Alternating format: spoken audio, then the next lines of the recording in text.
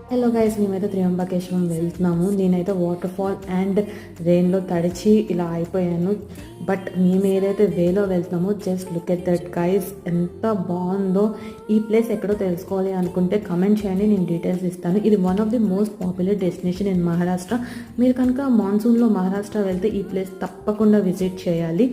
ఇంకా నేనైతే dress change చేసుకొని ఇంకా డైరెక్ట్ త్రియంబకేశ్వరం రీచ్ అయిపోయాము.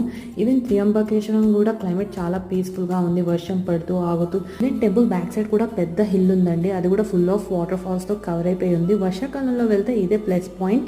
ఎవరికైతే వర్షాకాలం నచ్చుతుందో just try Maharashtra in monsoon season. ఇంకా క్యూలో ఒక 1 అవర్ అయిన తర్వాత ప్రశాంతంగా దర్శనం అయిపోయింది. దర్శనం అయిపోయాక కొన్ని ఫొటోస్ తీసుకున్నాము. That's it for this mini vlog guys. See you in the next vlog. Bye bye.